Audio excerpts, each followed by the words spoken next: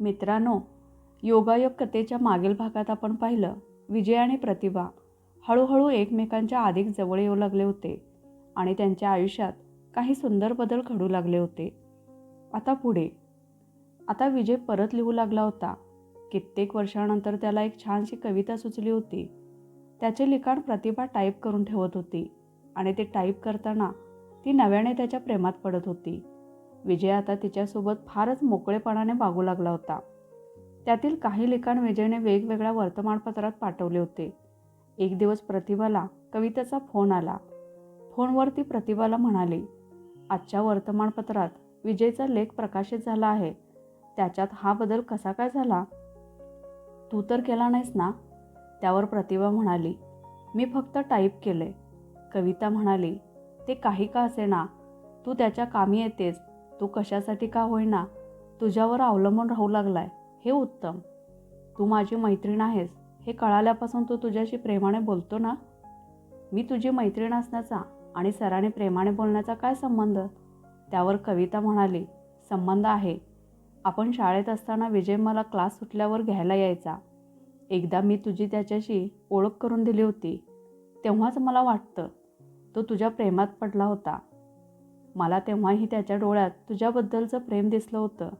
पुढे आपले मार्ग वेगळे झाले आणि आपण लांब गेलो. त्यावर प्रतिभा म्हणाली, कविता तू ना उगाचच काहीही बोलतेस. त्यावर प्रतिभा म्हणाली, उगाच नाही, खोटं वाटत असेल तर विचार त्याला. मला आवडेल तुला वहिनी म्हणायला, पण तुला माझ्यासारखी नणंद चालेल का? त्यावर प्रतिभा म्हणाली, तुझ्यासारखी नणंद भेटणार असेल तर मी गाढवाशीही लग्न करायला तयार होईन. तिचं हे बोलणं मागून ऐकणारा विजय म्हणाला, कोण गाढवाशी लग्न करतंय? विजयचा आवाज ऐकताच प्रतिभा किंचित पावरली आणि म्हणाली, सर सॉरी, कविताचा फोन होता. अशीच थट्टामस्करी चालू होती. अगं मग इतकी कशाला घाबरतेस? तू बोल तिच्याशी. बोलून झालं की माझ्या केबिनमध्ये ये. विजय निघून गेल्यावर प्रतिभा काही बोलण्यापूर्वीच कविता म्हणाली, विजय खरोखरच गाढव आहे. आता मलाच काहीतरी करावं लागेल तुमच्यासाठी. फोन ठेवल्यावर प्रतिभा स्वतःशीच म्हणाली, कविता माझी नणंद व्हायला तयार आहे. म्हणजे अर्धी लढाई मी न लढताच जिंकली आहे. ती म्हणत होती की एकदा सरही माझ्या प्रेमात पडले होते.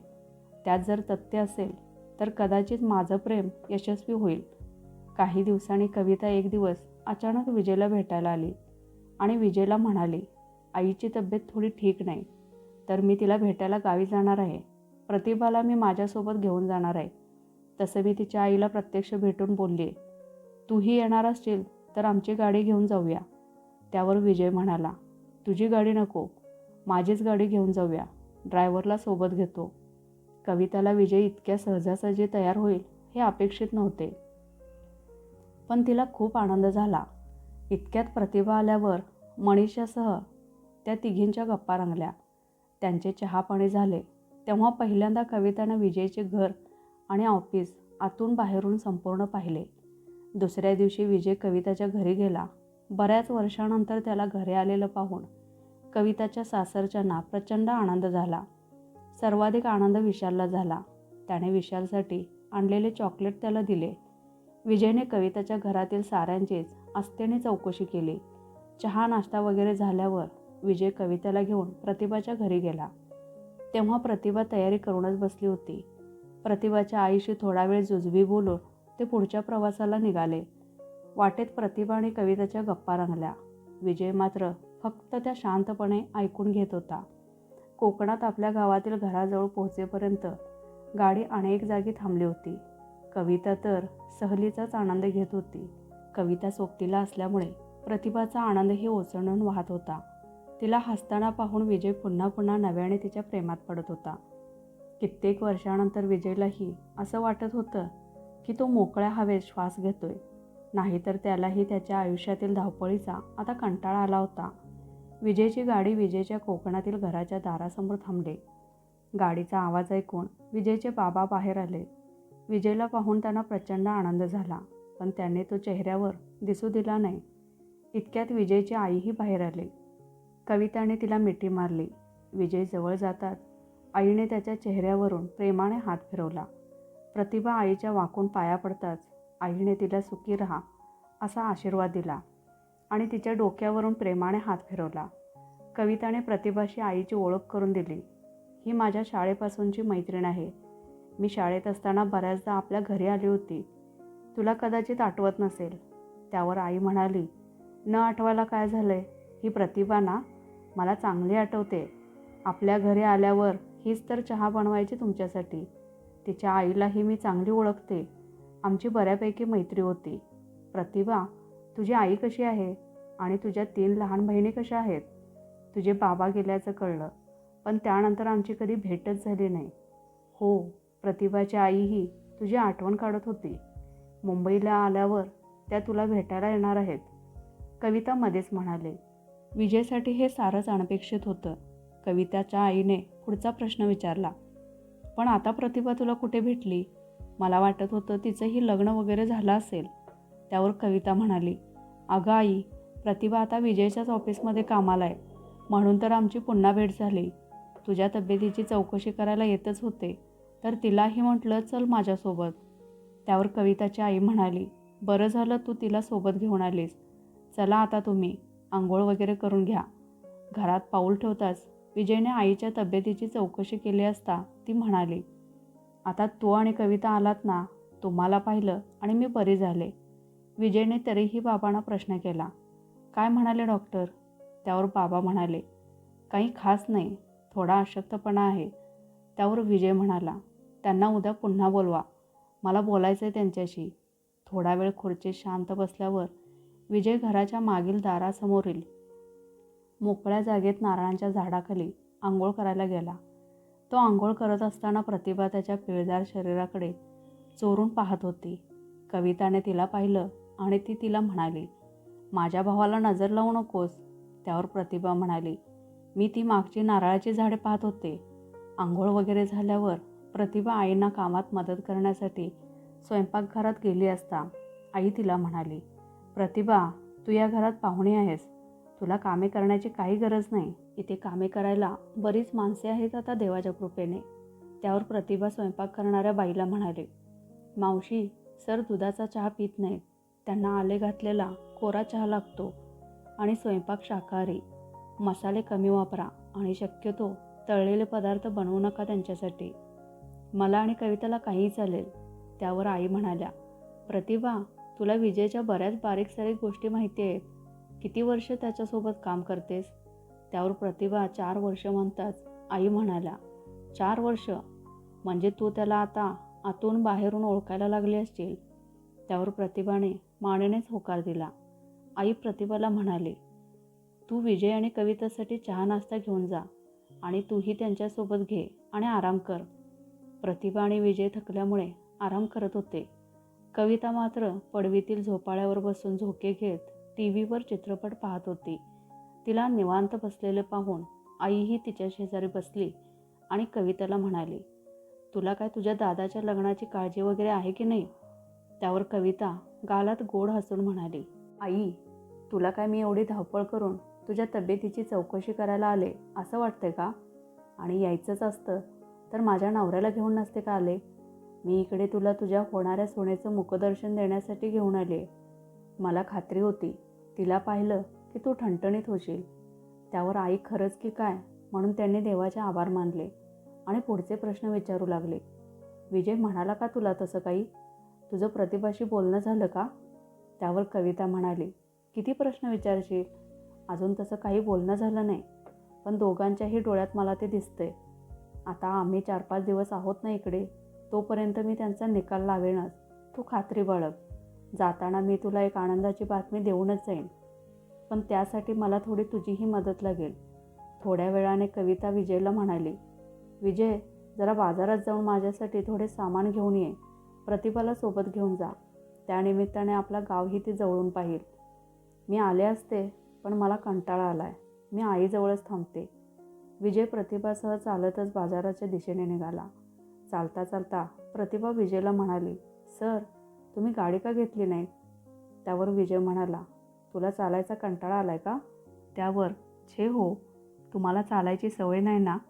त्यावर विजय म्हणाला, मी काही पायाला मेहंदी लावून जन्माला आलो नव्हतो. त्यानंतर नेहमीसारखी प्रतिभा गप्प झाल्यावर विजय म्हणाला, अगं मी विनोद केला. त्यावर प्रतिभा म्हणाली, सर तुम्ही विनोद कधी करता आणि गंभीर कधी असता तेच काही कळत नाही. त्यावर विजय म्हणाला, कळेल हळूहळू. चालता चालता रस्त्यापासून थोड्या अंतरावर आत विजयला गावचे देऊळ नजरेस पडले. तो प्रतिभासह देवळात गेला आणि देवाचं दर्शन झाल्यावर विजय देवळातील गुरुवाच्या पाया पडला, म्हणून प्रतिभाही पाया पडली. त्यावर त्याने सौभाग्यवती भव असा आशीर्वाद दिला. प्रतिभा किंचित ओशाळी पण काहीच बोलली नाही. त्यावर विजयनेही काही प्रतिक्रिया दिली नाही. चालत चालत गाव पाहत ते दोघे गावच्या बाजारात पोचले. प्रतिभाने कवितेसाठी बरेच सामान खरेदी केले. सामान बरेच आहे हे पाहून विजयने ड्रायव्हरला फोन करून बाजारात बोलावले आणि सामान गाडीत ठेवून त्याला जायला सांगितले. त्यावर प्रतिभा स्वतःशीच म्हणाली, काय विचित्र माणूस आहे, सामान गाडीतून पाठवलं आणि आता स्वतः चालत जाणार. प्रतिभाकडे पाहत विजय म्हणाला, तू हाच विचार करतेस ना की काय विचित्र माणूस आहे, सामान गाडीतून पाठवलं आणि स्वतः चालत जाणार.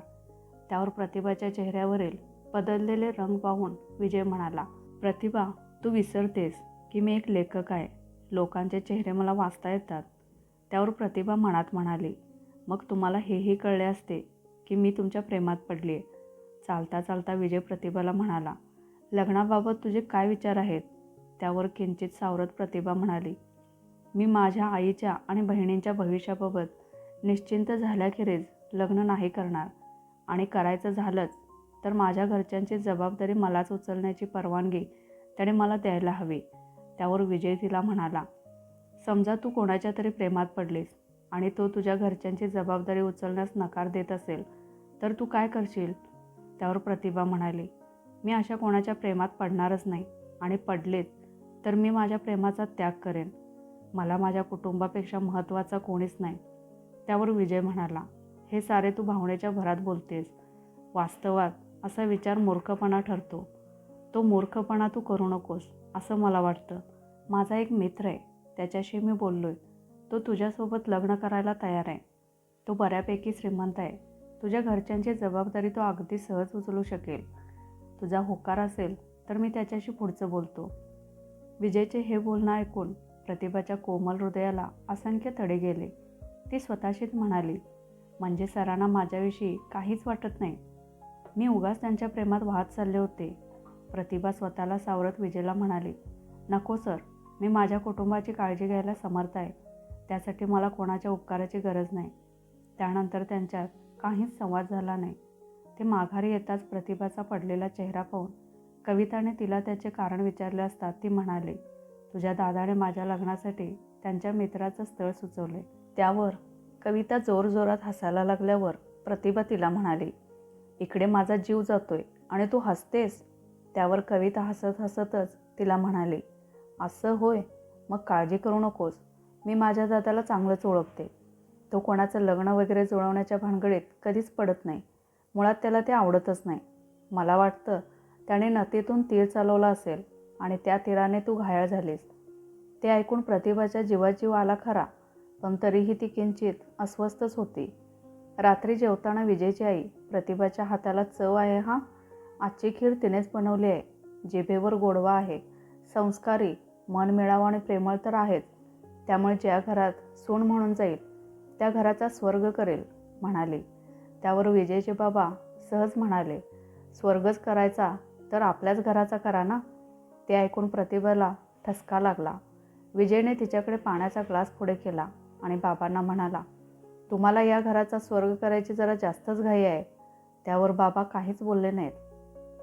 कविताही काहीच बोलली नाही. दुसऱ्या दिवशी कविताच्या हातावर मेहंदी काढण्याचा कार्यक्रम ठरला होता. प्रतिभाने कविताच्या 2 हातावर आणि स्वतःच्या एका हातावर मेहंदी काढली. प्रतिभाच्या एका हातावर मेहंदी कोणी काढायची हा प्रश्न होता. त्यावर आईला विचारले असता आई म्हणाली, मी बाई नाही काढणार, विजय काढेल, त्याला येते काढता. लहानपणी तोच कविताच्या हातावर मेहंदी काढायचा.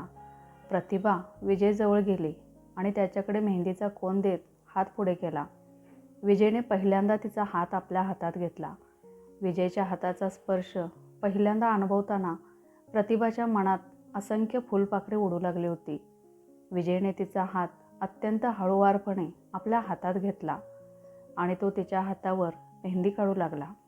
मेहंदी काढून झाल्यावर ती विजयला गालात खळी काढत, गोड हसत, किंचित लाजत थँक्यू म्हणाली. तितक्यात कविता म्हणाली, दादा आता सवय करून घे मेहंदी काढायची. बायकोच्या हातावर मेहंदी काढणारा नवरा नशिबानेच मिळतो, त्यामुळे तुझी बायको काय तुला सोडणार नाही. दुसऱ्या सकाळी प्रतिभा विजयला चहा देताना किंचित ओशाळत होती. ते पाहून विजय तिला म्हणाला, प्रतिभा बस माझ्यासमोर, मला तुझ्याशी थोडी चर्चा करायची आहे.